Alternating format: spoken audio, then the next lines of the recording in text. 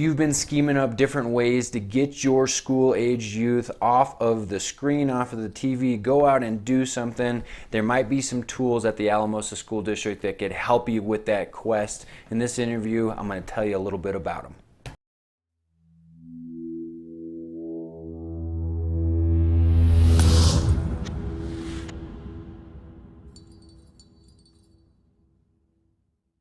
Wellness friends, this is AJ Webb, your SLV Health Wellness Coordinator, and I got the chance to get off of Wellness Island all by my lonesome and talk to another wellness coordinator here in the San Luis Valley, Jason Mannenberg. Jason Mannenberg is the Health and Wellness Coordinator for the Alamosa School District, where he gets to work with that staff of folks, works to get them active, but he also gets to work with the students, and that's where I hope you'll be able to find some value in this interview today. Jason and I talk about the different struggles of the wellness coordinator, because life out there for a wellness coordinator, it isn't always easy. It's not all six packs and getting people jacked and tan and ready for summer. There's some different things that we have to do administratively to make sure that we're being broad, general, and inclusive. But one of the things that Jason and I have in common is trying to get people outdoors. So I talked to Jason about some of the initiatives that he's using at the Alamosa School District, specifically the Adventure Club and the upcoming Warrior Run that they're doing. They're going to put together an obstacle course as a way that Jason and his school district are getting kids outside. We also talk about FitnessGram, which is an interesting tool that's being used in the different PE programs, the different programs around the school to measure your students' fitness levels. So if you're trying to get them up off the couch, or maybe you're trying to get yourself up off the couch, you guys can have a conversation about FitnessGram, and that way you can get jacked and tan, ready for summer. Jason Mannenberg, thank you for joining me here at the SLV Health Resource Center. Another wellness coordinator on the mission to get everyone a great work day and a six-pack. That's the goal. Yeah, more healthcare, less sick care. That's right. That's right. Let's start this out. So we both get to be wellness coordinators, but you and I have had conversations. Wellness is this big, broad topic, and let's start out by what is your position? Where is it that you work, and what are some of the things that you have going on at your organization? And again, thanks for having me here and letting me to kind of thanks for the sweet Mean Moose water bottle so I can stay hydrated. Like I said, I'm a health and wellness coordinator, and it's kind of that new position that's coming up in districts and organizations and companies because health is being linked to productivity and just having a good work environment. So that to us also relates into the students and how can we get our kids, our youth more healthy to be more successful. And we're driven by data, we're driven by research, and that's kind of what it's been showing. And so because of that, me and you have positions, we have jobs, we have kind of this platform and this leg to kind of stand on. So I am fortunate to be with the school district into my third year. I'm funded through the Colorado Health Foundation through Creating Healthy Schools grant.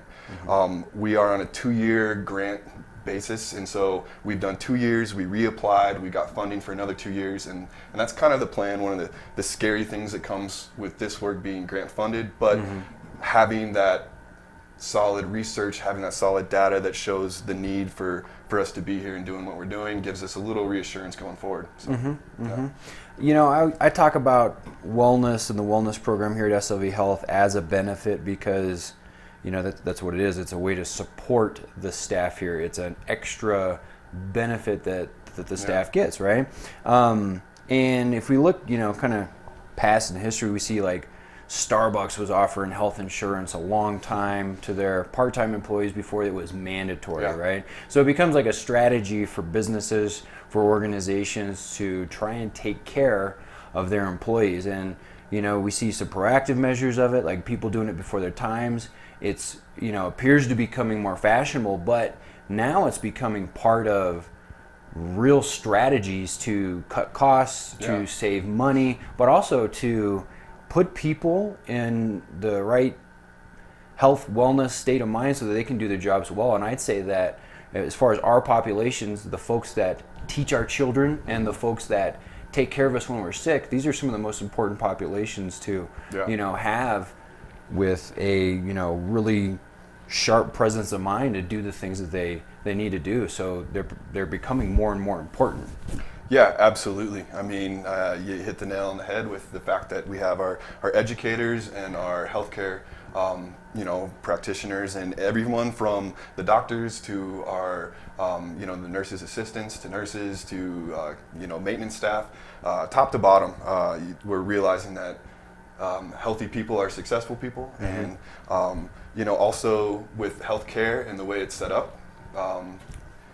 It comes to be kind of a marketing scheme where we say, you want a fatter wallet and a skinnier waistband. And that meaning your wallet gets bigger because of how healthcare is. When you're healthier, potentially we can be less expensive to insure. And if that's the case, then there's more money in your paycheck each month, and we don't have to have the focus on a lot of these things. And so, that's kind of where that's if we boil that down to, if we're healthier as a population at our particular organization, that's something that helps protect our wallet, because our premiums, we're actively engaging in a process so that our premiums aren't starting to climb up and things like that. It's kind of like our way that we can participate in keeping our own cash flow good to go. Can you tell me, so you started this a couple of years ago. Tell me a little bit about your background and what led you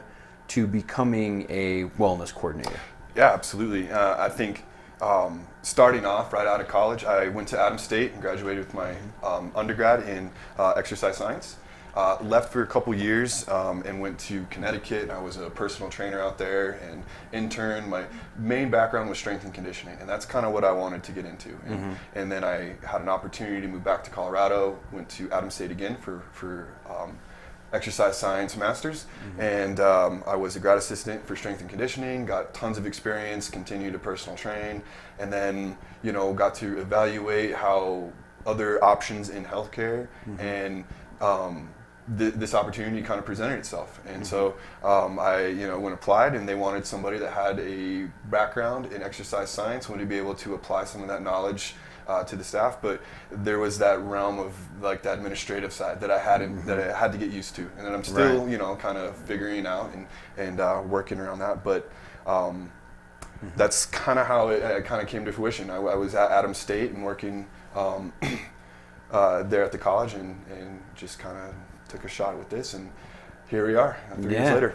Yeah, absolutely. Yeah. So, so you and I started going to school at the same time, right? So you were a member of the track team. I was a member of the football team. We had a lot of similar training environments, and we had similar experiences being high-level athletes, right? And being exposed to training. And this has been something, I would say for both of us, it's been a really good thing for us as far as like being involved in health and wellness type activities, exercising, eating, resting, recovering, and having that platform of performance, whether it's running or whether it's football, that a lot of other folks didn't have quite the same opportunity that we did.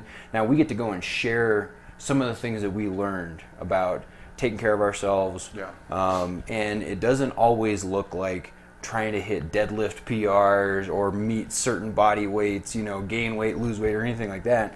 It works a little bit different. So what's it been your experience taking the information that you learned in school, your experience as a personal trainer, and trying to share that with a staff of a whole bunch of different folks with a whole bunch of different backgrounds? They got busy days to go through. And a part of it too, right?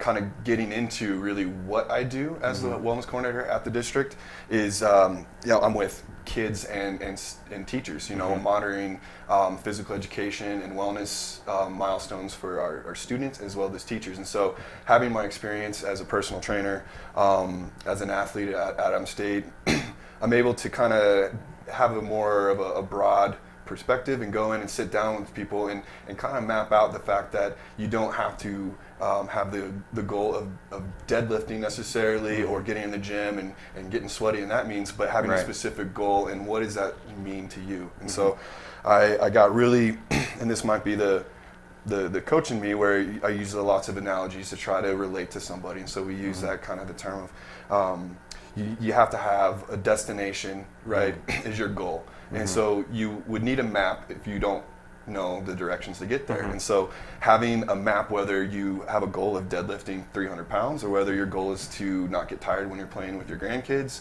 or just to be able to go on a walk with the family and not have your knees hurt, like whatever that goal is, you have it, written down, you have it pre-planned, and that you're not just going in to work out, but you're going in to train for something. And so we kind of identify that.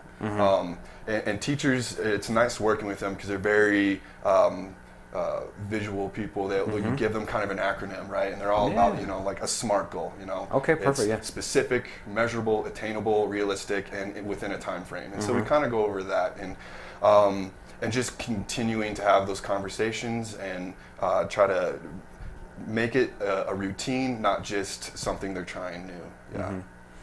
Awesome. No easy task trying to share a real intense experience of a college athlete with folks that are that have much different goals. But I like the way you put it as far as picking a destination, and all of our destinations can be a little bit different. And I think us as wellness coordinator, we can highlight some potential destinations for people, or we just help them figure out what their destination is, and then we might help them draw the map. We might be able to help connect the dots or put some things out there that are, either removing some roadblocks, like, hey, did you know you can get a free annual wellness exam? You know, or fanning them along, going, hey, there's these free classes at the rec center. There's this exercise resource here at work, and different things like that. So I like the way you put it as far as a destination, and then we get to participate kind of as map makers. Yeah, and that's kind of leading it really broad because everybody's different, individual needs, individual goals, and all that. And so, destination leaves it open for, that specific goal. And, when I sit down and have that conversation, a lot of times it's like, okay, we're here in Alamosa, and I say, you need to go to Denver. Denver's your goal, right? Denver might be, again, deadlifting heavy, or Denver might be not getting winded walking upstairs. But first you have to go to Walsenburg, right? That's the first stop. And then you got to go to Pueblo. And so Walsenburg, for that goal might be, having an actual written plan, or just writing it down on a calendar, making some kind of first step. And so, it's just kind of one of those tools that I pull out of my toolkit when I have that first conversation, and then it changes because, again, everyone's situation or goal and lifestyle, environment, it's all different. And so in your particular role, you get to spend some one-on-one time with folks. What are some of the other roles that you facilitate as a wellness coordinator? So you work with individuals. Who else do you work with? What does it look like? I think the best way kind of outlining it is just kind of going over some of the major milestones that I focus on. Okay. Increasing physical activity for my staff and faculty. Okay. And so making sure that they have access to a place to do that. They have access to knowledge, these one-on-ones. And that's by making appointments, just knowing that I'm there as a resource.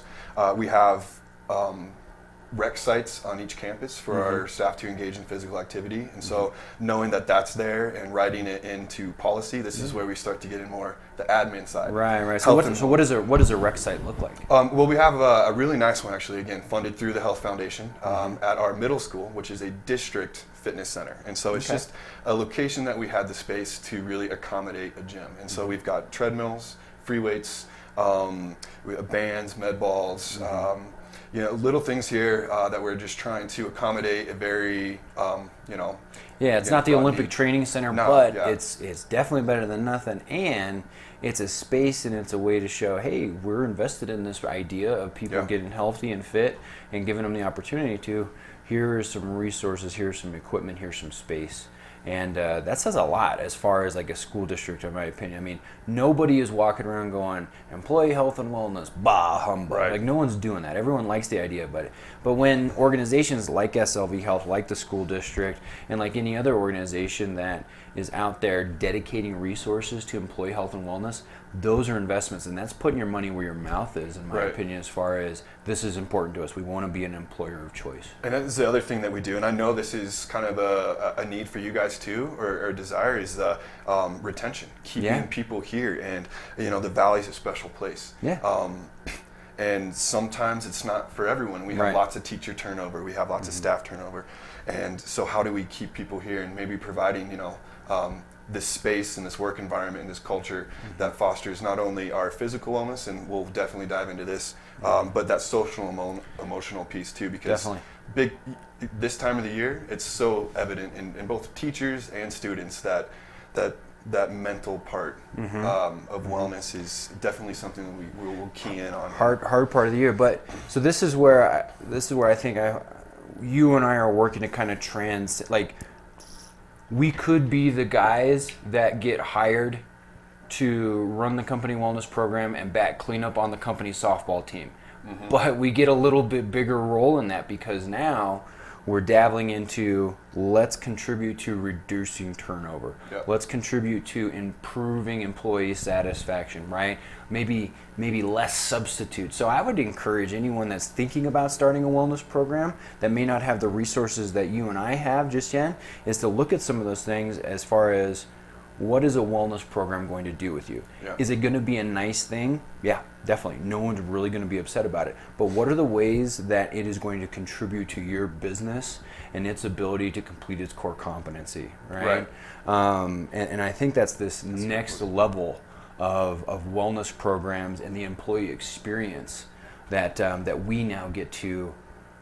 We get to facilitate a better employee experience, right? Can you tell me? Okay, so we got some goals. We're trying to get staff more active. We're trying to provide the resources, create a little bit of policy.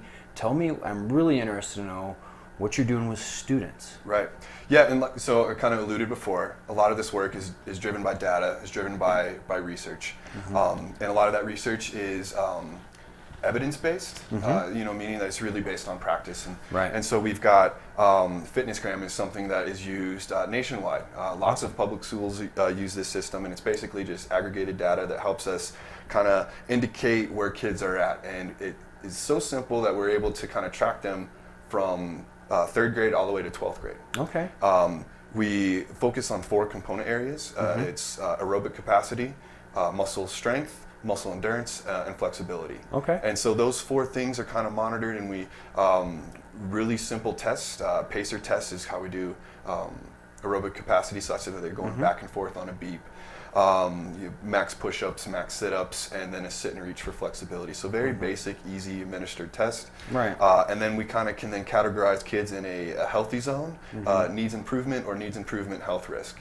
And so being able to do that, we're able to send that information home with the kid, let their parents also know where they are kind of lying in that health profile, and then take steps there if needed, or at least now we are more aware of these things. And it's well put that if you're failing in math, that your math teacher is going to tell you kind of what you're doing wrong, so you can go home and kind of fix it and try to succeed in math. Right. Well, if you are in need improvement or need improvement health risk, then the same concept applies. You need to tell the kid, tell the parent where they are, it's harsh to say, failing in the health, to get them back to a point where we can confidently say you are healthy and in a better place to succeed, a better opportunity. So FitnessGram is an assessment tool, and it's got a lot of information put into it, and it breaks children down into different categories based off their age and based off their work capacities, right? Exactly. So I think this is something interesting because we got the luxury of this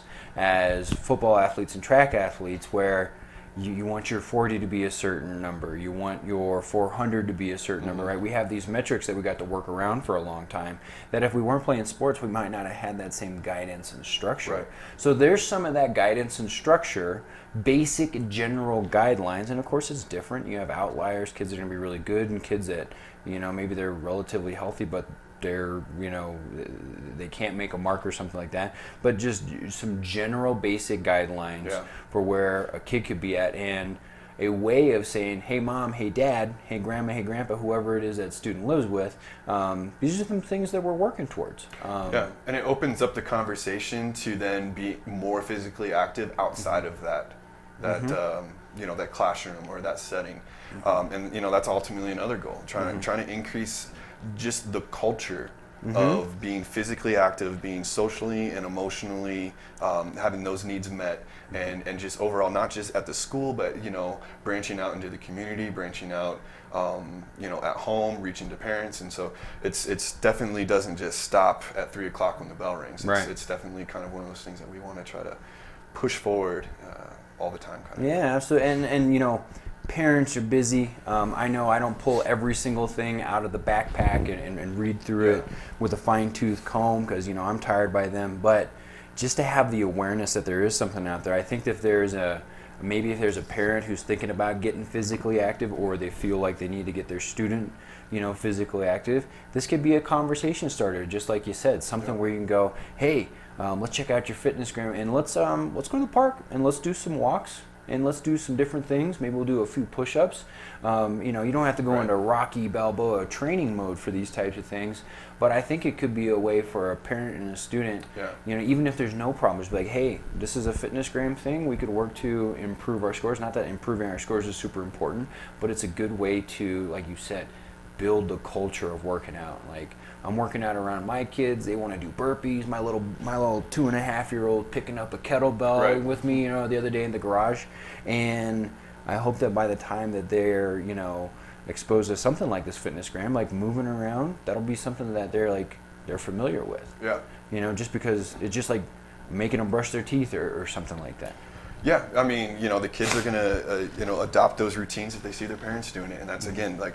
We'll keep circling back to that term, fostering a culture of, you know, being overall well and that well-being. So wellness is also something I should mention is very multifaceted the way I look at it. You have, you know, your physical wellness, and that's an easy one. That's the one that everybody kind of pinpoints. But then you have, you know, environmental wellness, where we live. We have cultural and financial and occupational and spiritual and emotional. So all those things, you know, I kind of make sure that wellness is always this big thing that's an umbrella over a lot of that other underlining goals or milestones. Yeah, you take that wellness wheel with all the different facets and whoever's putting it together, there's lots of different things in there.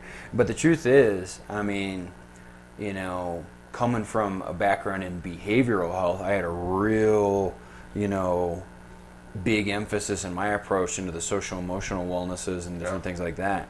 And I still respect and validate those things, but man, oh man, can you accomplish a lot with diet and exercise. You know, I've almost avoided some of those topics in the past just because I'm like, well, because that's kind of an easy thing, right? Let's address these other things. But moving around on a daily basis and getting off some screens, getting some sunshine, some dirt on your skin, those types of things, those are big deals for kids. Those can be very impactful. That can be a very potent stimulus. So you have FitnessGram. You're regularly assessing students, right? Can you tell me about some of the other clubs and initiatives that are going on in the schools that are encouraging students to either get active, learn more about health and wellness? What are some things you're involved in? Yeah, I mean, we try to do lots for the students again, and we have these specific milestones. One of those was increased physical activity for our staff. Well, that was a big milestone on our second round of grant for our students. So for our students, it's offering, again, opportunities and trying to reach out and target the kids that would really benefit from that, and really focusing on kind of three things being, you know, diversity, making sure that we reach out to everybody, and that we have equity in there as well.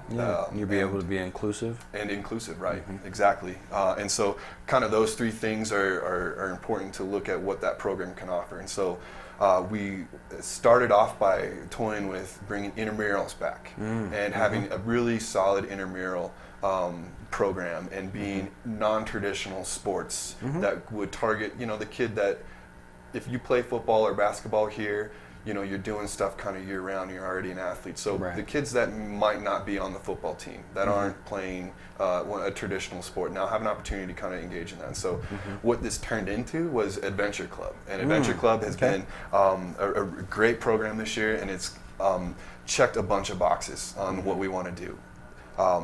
We kind of allude to this WISC model as well in public education. And so WISC is WSCC, whole school, whole child, whole community. And so we kind of have the whole child in mind, right? The whole well-being, and we kind of reference what wellness and well-being is, being very multifaceted. And so focusing on the whole child is accessible because we're able to have these activities in Adventure Club that's kind of unique and engaging. We have the school involved, obviously, that we offer this to all of our secondary students. And then the community as well, where we're going out into the community. We're partnering with City Parks and Rec and Adams State Adventure Program. And so really what's happened and what this has turned into is Adventure Program is events that focus on secondary students being able to go into the outdoors, do something physically active, something that's specific also to where we live. So there's that environmental wellness. Right. We live in a beautiful, natural environment with lots of things to do. And so we've taken kids cross-country skiing, rock climbing, both indoor and outdoor, snowshoeing, mountain biking, fishing. We've done cornhole and backyard games and fire building.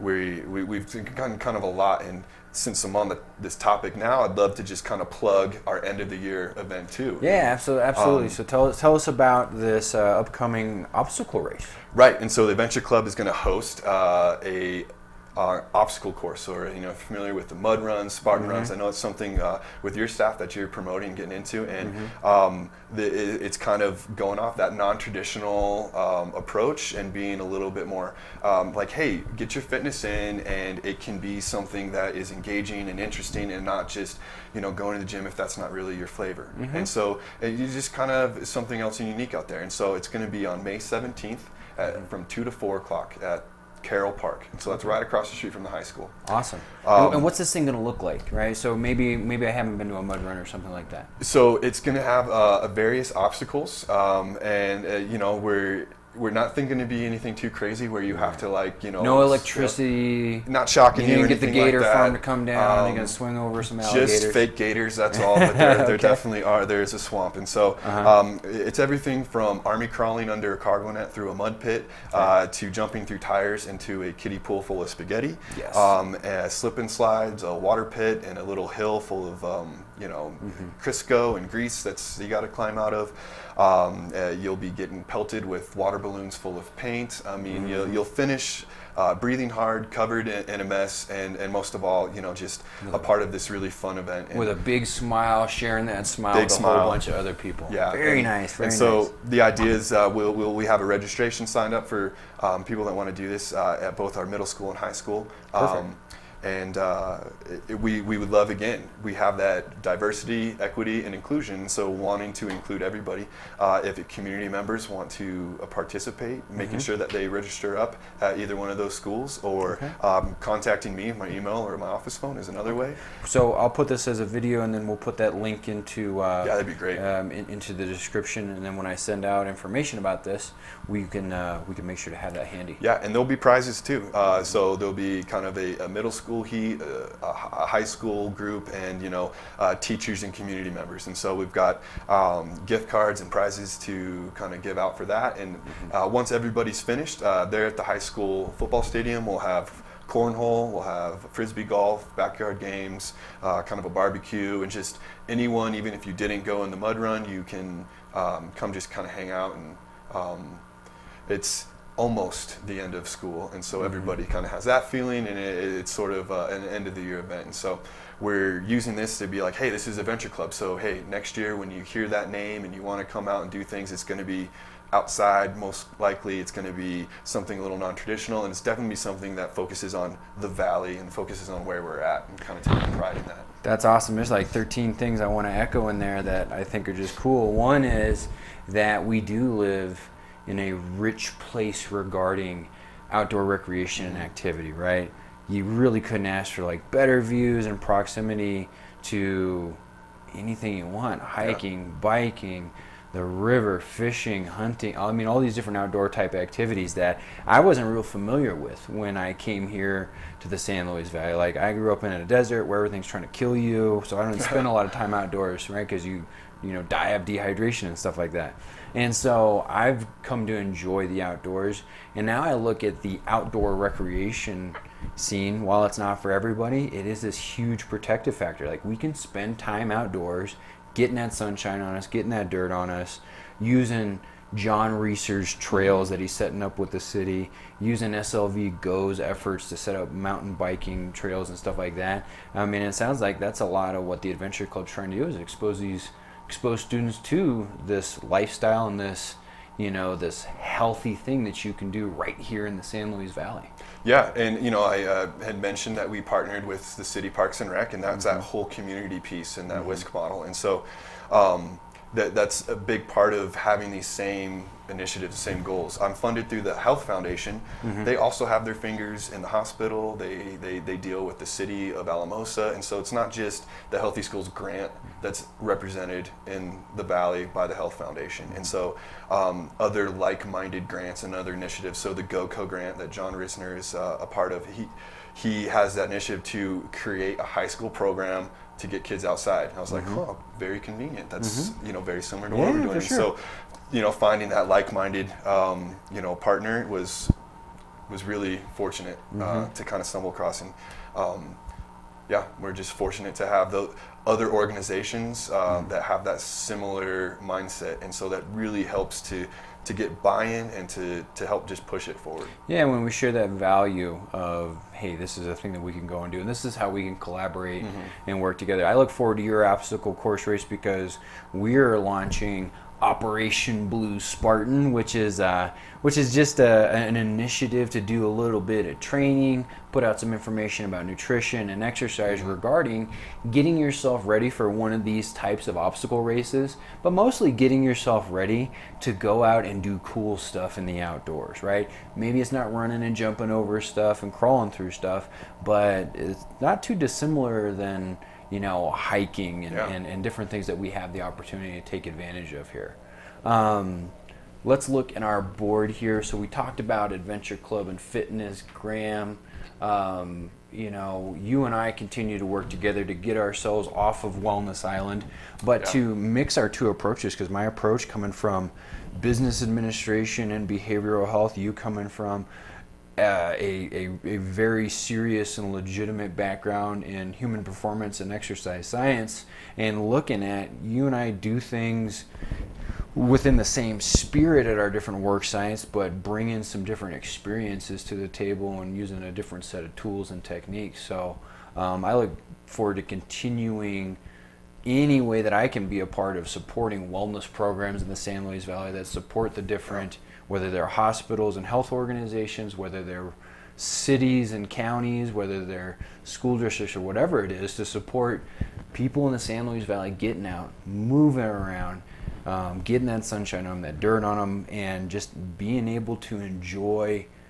life a little bit more because they're better movers, better eaters, and different things like that. It's just something that's it's fascinating and genuinely interesting to me, but it's exciting to sit down, hear about what's going on in the school district. So if you were talking to a parent or someone who's got a student that is at the middle school, how would you encourage them to engage with their student in regards to either Fitness Gram or Adventure Club or something like that?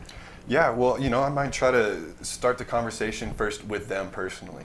What's their background, what's their general interest in possibly their own health too, and once that conversation's going, just really be able to then kind of steer it towards, this is how you can also help your student or your child to have those similar successes and those similar driven goals. And so, just being able to have that open communication. And so, I'm doing things currently right now where we have our health and wellness policy that's available for the whole district. And we've kind of vamped it this year, and we're going to be kind of putting it back out there to be a little more user-friendly. Right now, policies are some of those things where you can click on this document and it's very black and white, it's very dry.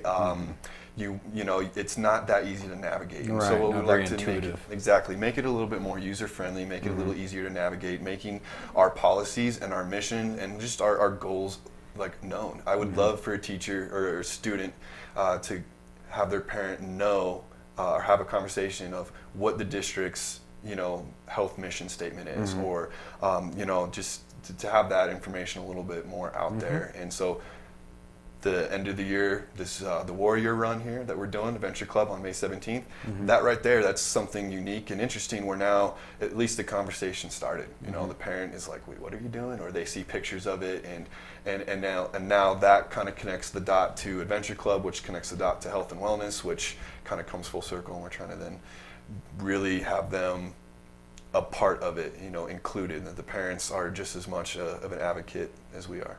Awesome. Jason, thank you very much yeah, for your absolutely. time. Thank you. Yep.